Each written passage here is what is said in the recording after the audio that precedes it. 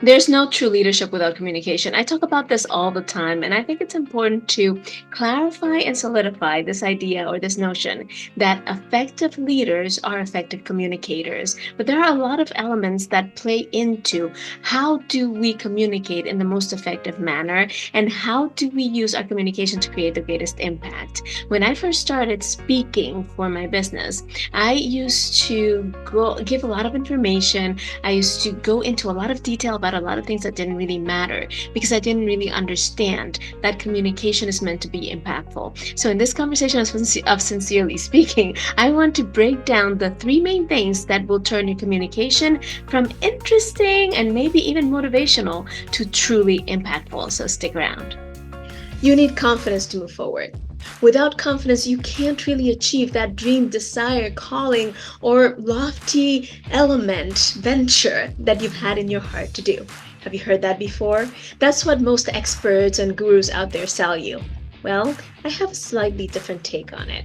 I believe that you and I can create a feeling and a sense of confidence on demand that can propel us forward without us having to jump through all the hoops and try to figure out all the things that the gurus never really tell you how to do anyway.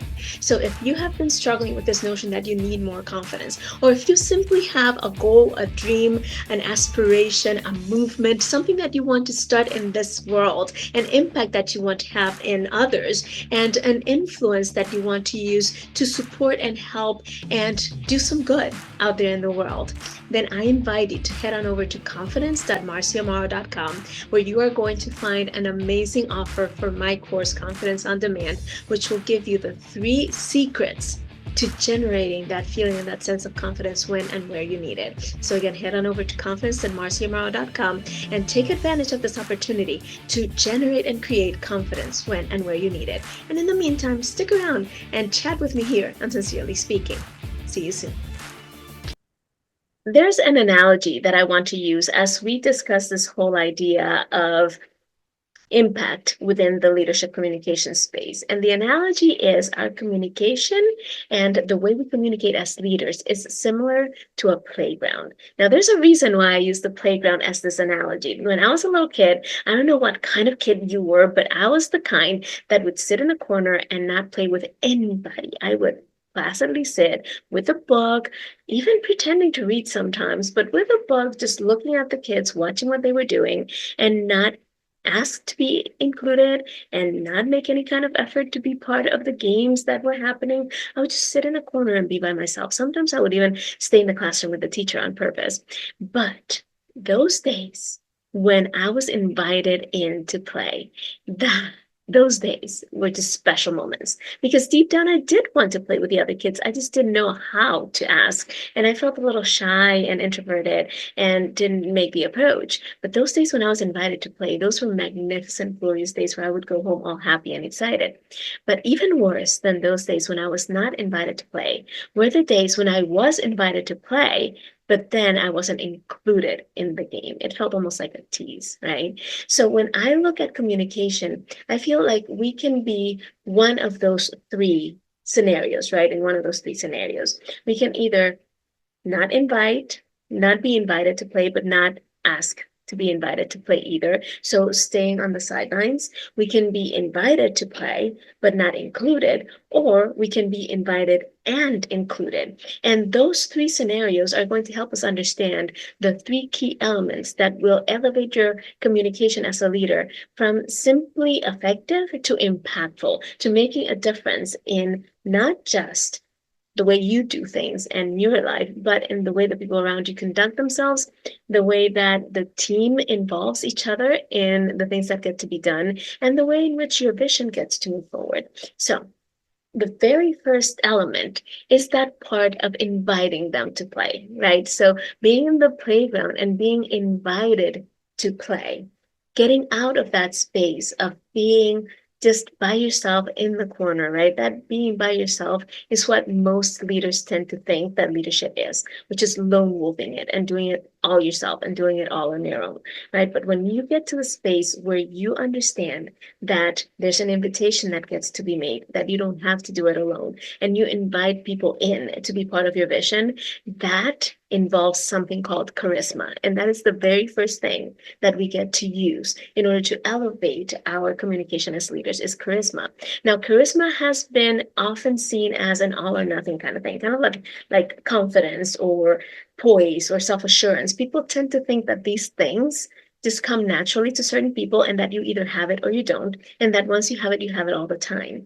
Well, none of these things are innate talents that you're born with. Yes, some people have a greater tendency for them or a greater ability for them than others because of their experiences, because of their upbringing, because of a million different things. But these are all skills that can be learned and perfected. And charisma is a skill that we can definitely learn, that we can definitely work on. But charisma has three parts to it, right? The first one, and this is the most important in my opinion, to elevate your charisma and to elevate your speaking to an impactful level, or to your communication to an impactful level, because this first piece is the piece that allows you to be seen as approachable and likable, and like someone who is there for me when I need them, right? And that's what people need in order for your words to have an impact. See, it's been said a million times that people don't care about how much you know until they know how much you care. This is the part that allows you to have that, and it's presence.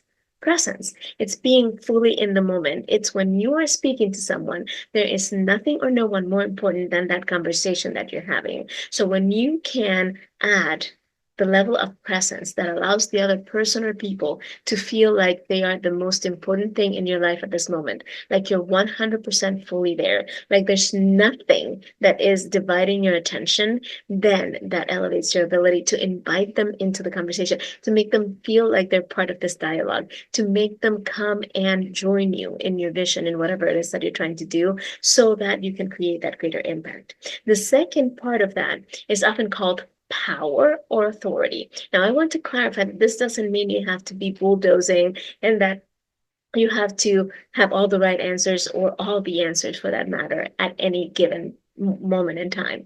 All that means is that you're seen as someone who has the experience, the skill, and or the knowledge to bring forth whatever it is that you're presenting. So you have to be seen as knowledgeable. You have to be seen as wise or as understanding what is going on. And the final piece of this is goodwill.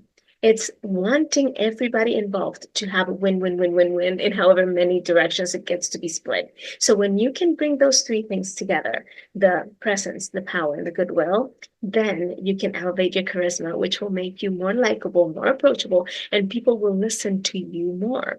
Now, the second element is that element that gets them to stay and to feel included, not just invited, but included in what it is that you're trying to do. And that is the element of empathy. Empathy. It's understanding that everybody has a story, that everybody brings something different into the scenario, into the conversation, into the space.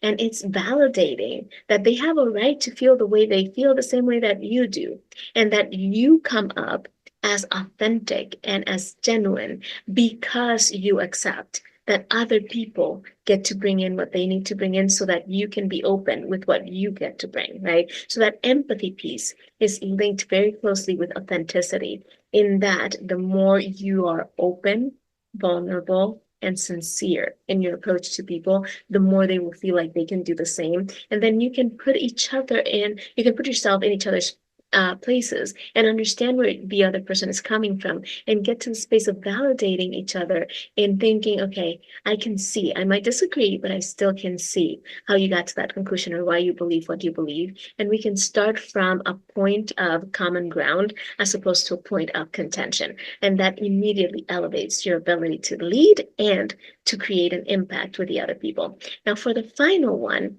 I want you to think for a minute about that moment in which maybe you were the one observing someone who was sitting on the sidelines at a playground or an event, or maybe you were the one just sitting there in the corner, not knowing what to do and not understanding why you couldn't get out of that space, right? Now, the thing that will solidify your impact is understanding that nobody wants to stay in the corner on purpose. Nobody wants to sit there wondering if things could be different and not knowing how to make them different. So the final piece is the piece that gets you to go and make the approach. It's the piece that steps you out of that lone wolf mentality and that allows you to bring people who not just want to be there, but who are willing to invest in whatever it is that you're doing, whether it is emotion, time, space. And that piece is solving a problem. That piece is actually believing that there's a space for positive transformation for everybody involved, and that the whole purpose of interaction, the whole purpose of leading is so that we don't stay stuck in the same space, right? And so the leader is the one responsible for making sure that everybody is invited in, that everybody is included, that everybody gets to stay, and that everybody sees that this vision we're presenting is ultimately the solution for what is keeping us stuck in that corner. It's ultimately the solution that we've been looking for. The reason why very often communication fails is because we're throwing things at people of do this, do that, have this taken care of by this date, but we don't take the time to inform them and show them and demonstrate to them how doing these things benefits them in the long run, how this is ultimately a solution that they themselves want to see come to fruition, and that it is a transformation that is going to uplift and support everybody, right? So again, the three elements: elevate your charisma by looking at your presence, your power, and your compassion or your goodwill, right? Secondly, work on that empathy and validation piece with authenticity and compassion. And then finally, make sure that in your communication, you're clearly stating what the transformation, what the solution to the problem is, why this is beneficial for everybody involved. And this will elevate your leadership communication and the impact that you create through it. I hope this has been helpful. If it has, please share it with someone you love, and I'll see you next week here on Sincerely Speaking.